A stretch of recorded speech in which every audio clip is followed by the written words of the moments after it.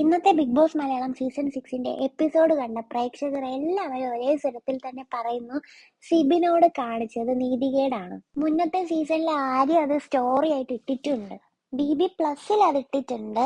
പക്ഷെ BB+ എല്ലാരും കാണാറില്ല. ഹോട്ട്സ്റ്റാറും ലൈവും ഒന്നും എല്ലാ പ്രേക്ഷകരും കാണാറില്ല. കണ്ടവർക്കെല്ലാം തോന്നിയത് ഫസ്റ്റ് കിട്ടേണ്ടത് സിബിന്റെ ടീമിനാണെന്ന്. പക്ഷെ അവർക്ക് സെക്കൻഡ് ആണ് കൊടുത്തത്. അങ്ങനെ അകത്തുള്ള കണ്ടസ്റ്റൻസും അവരെ തേച്ചു, ഏഷ്യാനെറ്റും തേച്ചു. മെയിൻ എപ്പിസോഡിൽ കൊടുത്തിട്ടില്ല. പവർ ടീമിൽ യോഗ്യതയില്ലാത്ത ആളുടെ പേര് പറയാൻ പറഞ്ഞപ്പോൾ ഗബ്രി എന്ന് ശ്രീതു പറയുകയുണ്ടായി.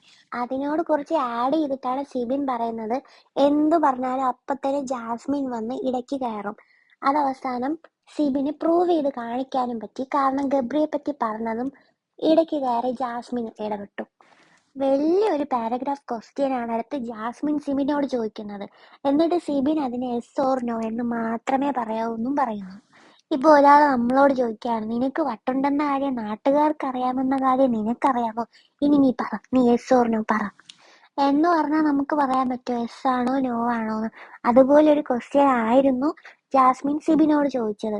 അപ്പോൾ സിബിൻ പറഞ്ഞു, ക്വസ്റ്റ്യൻ നിങ്ങളുടെ ഇഷ്ടം, ആൻസർ എങ്ങനെ പറയണമെന്ന് എൻ്റെ ഇഷ്ടം. എനിക്കത് ഡിസ്ക്രിപ്റ്റീവ് ആയിട്ടേ പറയാൻ പറ്റുള്ളൂ.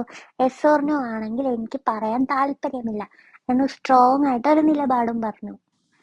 ആ ടീം തന്നെയായിരുന്നു ഫസ്റ്റ് കിട്ടി വിജയിക്കേണ്ടത്. പക്ഷെ മറ്റേ ടീം ഇപ്പോൾ ഉള്ള പവർ ടീമിന് ആദ്യം വന്നപ്പോഴൊന്ന് പൊക്കി പറഞ്ഞായിരുന്നു. ആ പൊക്കി പറഞ്ഞത് അവർക്ക് ഇഷ്ടപ്പെടുകയും ചെയ്തു. അത് അർജുനും അപ്സരയും വന്നിട്ട് റൂമിൽ പറയുകയും ചെയ്തു. അത് കാരണം എല്ലാവരും ആദ്യമേ ഉറപ്പിച്ചാണ് അവർക്കായിരിക്കും ഫസ്റ്റ് കിട്ടുകയെന്ന്. ആശയങ്ങൾ നല്ല വ്യക്തമായി കൺവേ ചെയ്യാനുള്ള കഴിവ് സിബിനുണ്ടെന്ന് ഇന്നത്തെ ഡിബേറ്റോടുകൂടി തെളിയിച്ചു. പ്രേക്ഷകർ പറയുന്നതൊന്ന് ജസ്റ്റ് നമുക്കൊന്ന് ഓടിച്ചു നോക്കാം.